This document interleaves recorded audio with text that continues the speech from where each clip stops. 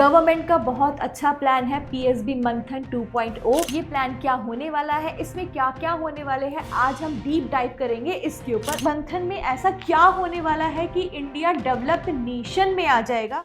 Hello everyone, कैसे हैं आप सब। तो आज जो हमारी वीडियो होने वाली है ये होने वाली है पीएसबी मंथन 2.0 के बारे में।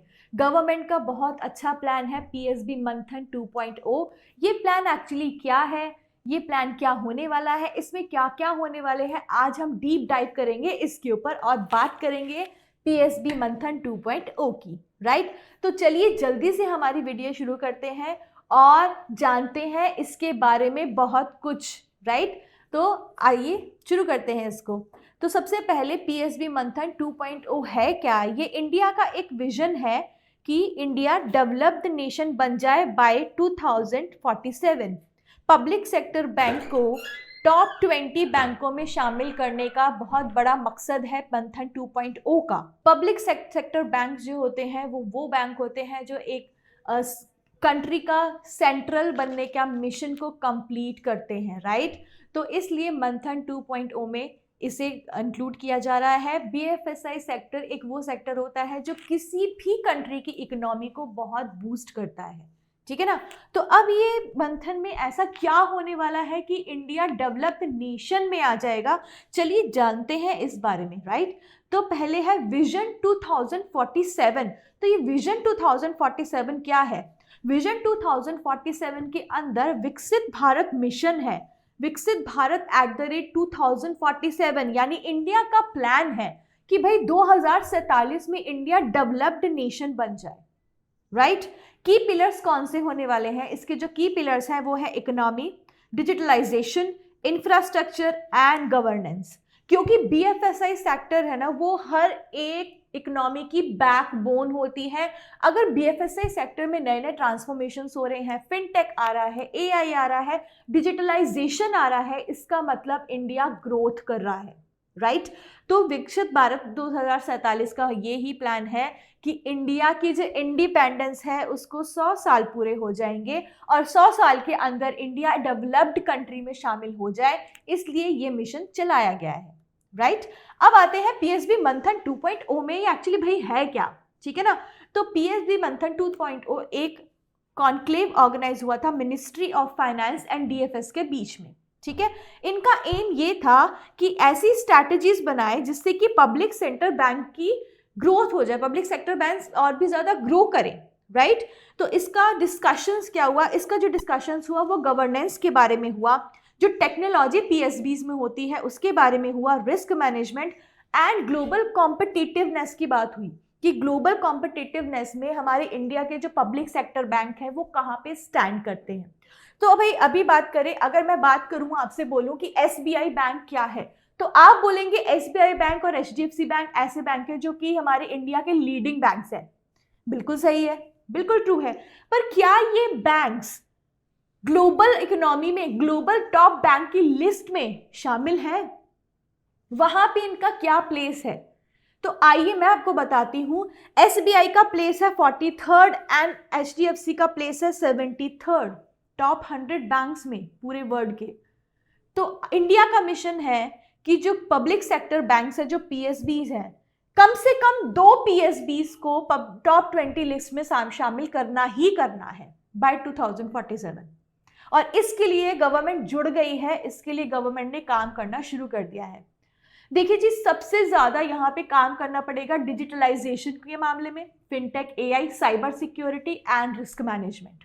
क्योंकि जब तक ये अच्छे से नहीं होगा तब तक इंडिया डेवलप कंट्रीज के अंदर नहीं आ पाएगा, तब तक बीएफएसआई सेक्टर ग्रो नहीं हो पाएगा। राइट, तो यहाँ पे की टारगेट था कि 2 पीएसयू ये पब्लिक सेक्टर बैंक्स को वर्ल्ड के टॉप 20 बैंक में शामिल करना है, 100% करना है 20 बैंक्स में।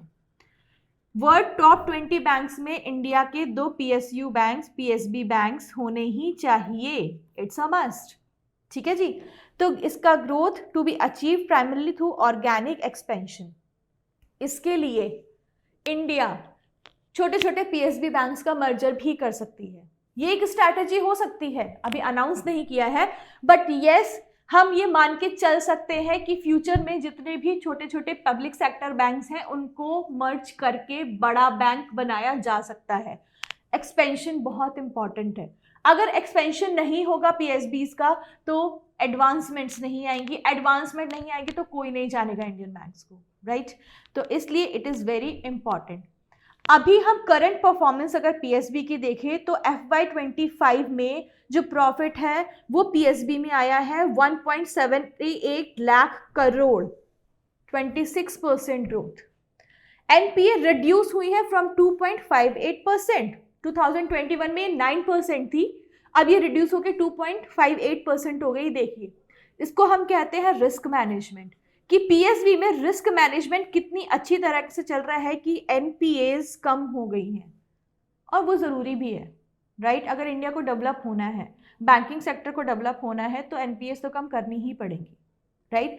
Stronger balance sheets and profitability trends, सारे जितने भी पीएसबीज हैं अब वो पुराने वाले बैंक नहीं रह गए हैं जहाँ पे सरकारी तरीके से काम होते थे, लंबा काम चलता था कि जी अब यहाँ पे घुस गए सरकारी बैंक में तो भाई काम तो बहुत लंबा चलेगा। अब ऐसा नहीं है।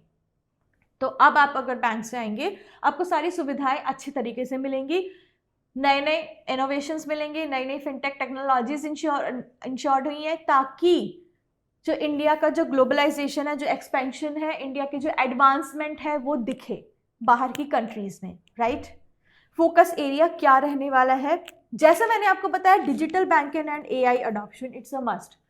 भाई ये 21st सेंचुरी है और यहाँ पे चल ही यही रहा है, राइट? एआई ही चल रहा है, एआई अडॉप्शन चल रहा है, फिनटेक ही चल रहा है ना? डिजिटल पेमेंट्स ही चल रहे हैं। वो जमाने गए जब हम चेक क्लियर करने के लिए लंबी लंबी लाइनों में खड़े होते थे, है ना? या एटीएम मशीन से पैसे निकालने में खड़े होते थे लंबी लाइनों में। अब ऐसा कुछ नहीं है, यूपीआई है ना, सबका बाप आ गया है UPI. Customer service excellence is very important because पूरा सेक्टर ही कस्टमर सेंट्रिक है, राइट? तो कस्टमर सर्विस में एक्सीलेंस कैसी लाई जाए, how to behave with the customer, customer को कैसे ट्रीट किया जाए, उसको कितनी अच्छी सर्विसेज दी जाए। जब तक कस्टमर का कॉन्फिडेंस ही नहीं बढ़ेगा पब्लिक सेक्टर बैंक्स में तब तक एक्सपेंशन कैसे होगा, तब तक ग्लोबलाइजेशन कैसे होगा, राइट? तो कस्टमर का trust is a must, customer का trust is a must. Cyber security and risk resilience, देखिए जहाँ पे एआई और फिनटेक की बात आ जाती है, जहाँ पे डिजिटल वॉलेट्स की बात होती है, तो वहाँ पे साइबर सिक्योरिटी की बात करना तो लाजमी है ना, क्योंकि साइबर सिक्योरिटी भी उससे जुड़ी हुई है ना? तो साइबर सिक्योरिटी और रिस्क रेजिलियंस भी यहाँ पे एक बहुत बड़ा फोकस एरिया है, बिकॉज हम यहाँ पे digital banking and AI adoption की बात कर रहे हैं। सबसे पहली बात ही हमने वही करी है। तो साइबर सिक्योरिटी रिस्क रेजिलियंस भी बहुत ज़्यादा इंपॉर्टेंट है। Global competitiveness and scale, global competitiveness को बढ़ाना पड़ेगा इंडिया को। जहाँ पे एसबीआई 43rd रैंक पे है वहाँ से उसको और ऊंचा उठाना पड़ेगा। इसलिए मैं बोल रही हूँ कि आप मान के चलिए कि फ्यूचर में मर्जर्स हो सकते हैं पीएसबी के, राइट? अगर इंडिया को अपना मिशन पूरा करना है तो। Sustainable growth in priority sectors, priority sector SME agriculture को बढ़ावा देना पड़ेगा। फार्मर्स को बहुत सपोर्ट की नीड है हमारे इंडिया में आज भी, और वो सपोर्ट्स उनको मिलना ही पड़ेगा। अगर वो सपोर्ट उनको नहीं मिला तो नहीं हो सकता कुछ भी, क्योंकि जब तक स्टार्टअप्स आगे नहीं आएंगे, इनोवेशंस आगे नहीं आएगा, एग्रीकल्चर नहीं बढ़ेगा, तब तक इंडिया का मॉडर्नाइजेशन नहीं हो सकता, इंडिया की इकोनॉमी अच्छी तरह से नहीं चल सकती, ठीक है? चैलेंजेस क्या क्या आने वाले हैं? Scaling assets to global level, assets जो है उनको ग्लोबल लेवल पे पहुंचाना सबसे बड़ा चैलेंज है यहाँ पे। Governance reforms and autonomy, talent and technology adoption. हम लोग बहुत सुनते थे एआई जॉब खा जाएगा, एआई जॉब खा जाएगा। मेरा नहीं मानना ये कि एआई जॉब खा जाएगा। कुछ हद तक बेसिक जॉब्स हो सकती है कि एआई कर ले, लेकिन AI is not human, right? उसका ह्यूमन माइंड नहीं है, तो एआई भी कहीं से चीज़ें ढूंढ के ही आपको दे रहा है, राइट? तो इसलिए एआई तो जॉब नहीं खाएगा, लेकिन एआई के साथ टैलेंट का अडॉप्शन भी मस्ट है, राइट? आप ये नहीं कर सकते कि आप 100% ही एआई पे अडॉप्ट हो रहे हो, आप 100% एआई चला रहे हो। आपको एक ह्यूमन की टैलेंट की नीड पड़ेगी वहाँ पे, ठीक है? क्योंकि बैंकर्स होते हैं, एआई होता है, राइट? इफ़ यू नो और if you do. Balancing profitability with financial inclusion, जी फाइनेंशियल इंक्लूजन हर जगह चल रहा है। फाइनेंशियल इंक्लूजन की वजह से ही हमारे सेक्टर्स ग्रो कर रहे हैं। अगर फाइनेंशियल इंक्लूजन नहीं हो तो BFSI सेक्टर ग्रो नहीं करेगा, बिकॉज आज भी बहुत सारे ऐसे रूरल एरियाज हैं जहाँ पे लोगों को बैंकिंग फैसिलिटी अवेलेबल नहीं है, राइट, और उन लोगों को बहुत प्रॉब्लमैटिक सिचुएशंस में फंसना पड़ सकता है। तो अगर जब तक फाइनेंशियल इंक्लूजन नहीं लेकर आएंगे तब तक इसका कोई फायदा नहीं है। फाइनेंशियल इंक्लूजन तो लाना ही पड़ेगा। यस, हमारी इंडिया बहुत सारे कदम उठा रही है फाइनेंशियल इंक्लूजन के लिए। यूपीआई तो सबसे बड़ा बूम हुआ है इस इंडस्ट्री का कि यूपीआई ने सबको कनेक्ट करके रखा हुआ है, एंड नई नई और टेक्नोलॉजीज लानी पड़ेंगी जिससे कि जितना बचा हुआ भी प्रदेश है, जो ऐसे लोग हैं जो अभी भी बैंकिंग सिस्टम से जुड़े हुए नहीं हैं या उनको ट्रस्ट नहीं है बैंकिंग सिस्टम पे, वो इससे जुड़े, राइट, और फाइनेंशियली सबको इंक्लूड करके ही इसको पूरा किया जा सकता है। आई नो टारगेट बहुत हार्ड है कि 100% फाइनेंशियल इंक्लूजन नहीं मिल सकता है, लेकिन इस 100% से अगर कम किया जाए तो इतना भी कम ना किया जाए कि हम बिल्कुल ही पीछे चले जाएं, राइट। तो फाइनेंशियल इंक्लूजन को 100% अडॉप्ट करने की कोशिश की जा सकती है, लेकिन अगर नहीं भी कर पाए तो कम से कम इतना तो कर ही सकते हैं कि हमारा PSB सेक्टर स्ट्रांग होकर सामने आए, है ना, इस पे कस्टमर का कॉन्फिडेंस बना रहे। सो PSB मंथन is not about just banking reforms. ये सिर्फ बैंकिंग रिफॉर्म्स के अंदर नहीं है, क्योंकि इसको स्ट्रॉन्ग बैकबोन बनाना है विकसित भारत 2047 का। अब विकसित भारत 2047 का बैकबोन बनने के लिए PSB को बहुत कड़ी मेहनत करने की ज़रूरत है, और इंडिया इसमें कदम उठा भी रही है। तो आई होप आप लोगों को PSB का मंथन का समझ में आया होगा। जो PSB मंथन का मंथन हमने आज किया है कि एक्चुअली में ये है क्या, इसमें क्या हो सकता है, क्या होने वाला है, और हम क्या समझ सकते हैं इससे। तो अगर हमारा जो इंडिया के 2 PSB हैं, ये अगर टॉप 20 बैंक्स में आ जाते हैं तो इंडिया डेवलप नेशन कहला सकता है, राइट।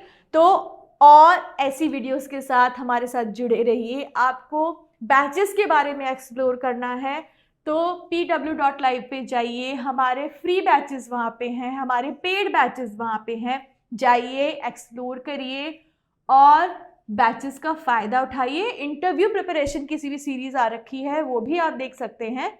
तो नेक्स्ट और ऐसी इंटरेस्टिंग वीडियो में आपके साथ हम मिलते रहेंगे। मैं एकता आहूजा जुड़ी रहूंगी फाइनेंस वाला में आपके साथ। तब तक के लिए thank you so much and take care.